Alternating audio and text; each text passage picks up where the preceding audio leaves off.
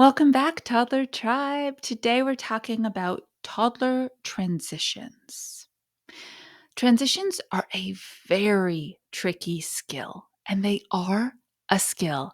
Have you ever had something shift in your day and you were like, oh, this is really good? Because of this, these other things I can actually get done sooner, better, whatever it might be. And that felt good to you? And then you introduced the unexpected transition to your toddler, and they melted on the puddle like just went down. They don't handle transitions well. This is very typical. Now, let's look at it from a cognitive processing perspective. The ability to know what's coming, find out it's actually different, and then reset the steps and the order of those steps that are necessary to come out on the other side of that transition takes a lot of cognitive planning. It also takes a lot of self skill, the executive functioning skills of being able to be patient, being able to handle when there's flexible thinking involved, being able to wait for an outcome when you thought it was going to happen sooner.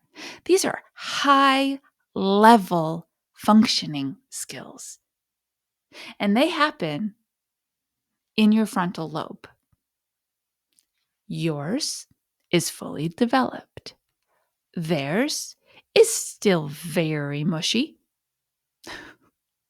So when we throw a transition on them, thinking it's going to be no big deal, they're kids, they're flexible, it very often is a very big deal.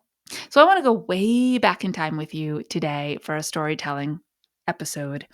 And if you're on the YouTube channel with me, this kid is the one I'm telling the story about.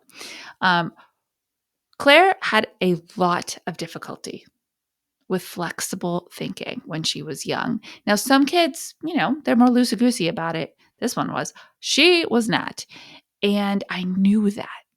And in knowing that that was a challenge for her, I had to scaffold transitions in a very intentional way. In my Transforming the Toddler Years course, I teach all of those strategies.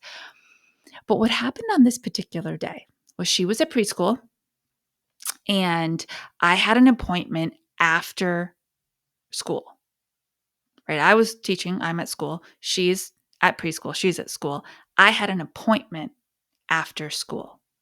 And so I had prepared her for that. Here's the plan. You're going to take your nap. When you wake up from your nap, you'll have snack. After snack, I will pick you up. And you're coming with me to this appointment.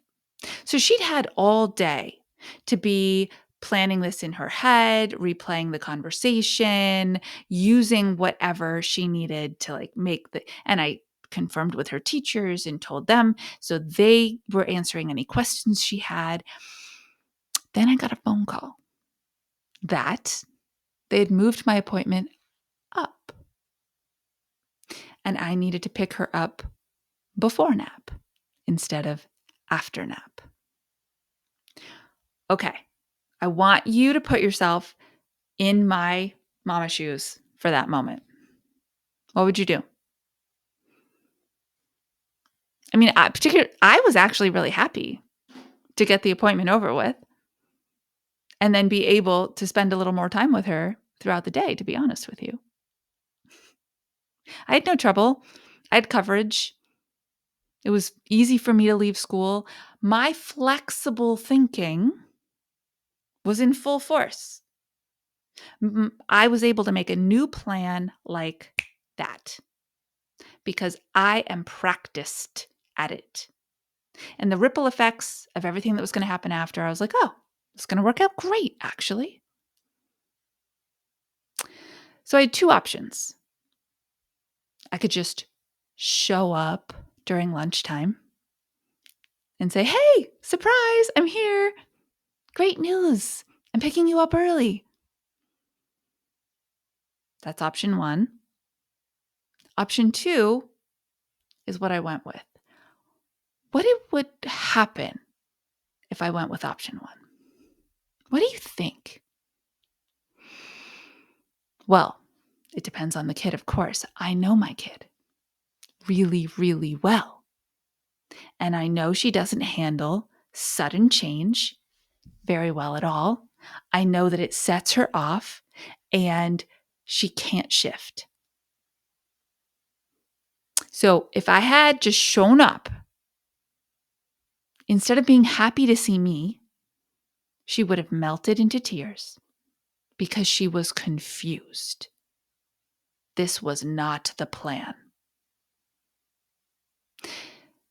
Then, after making it through the meltdown moment and actually getting in the car, she would have really challenged me because she would have needed all of me at this appointment, but I needed to be present for myself.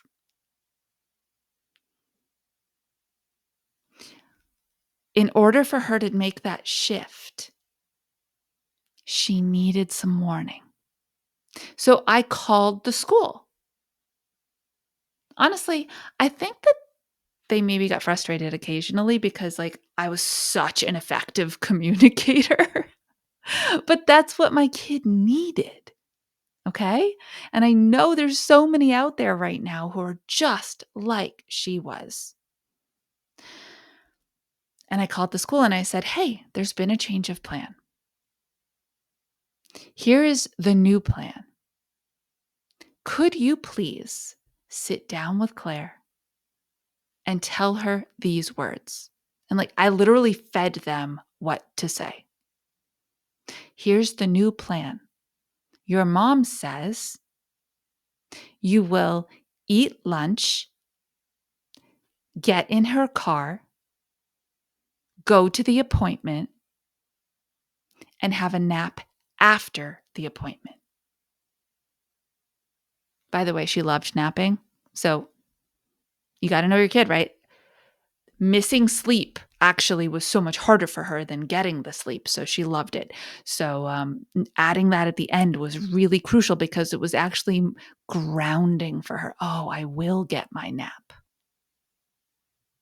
I fed them exactly what to say.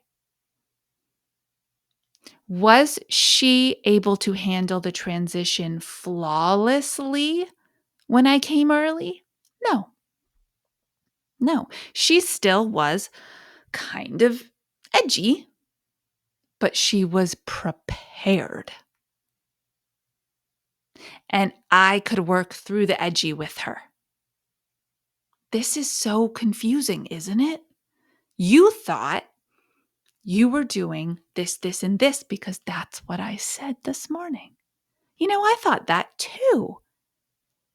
Then I got the phone call and they changed the plan. Sometimes plans change.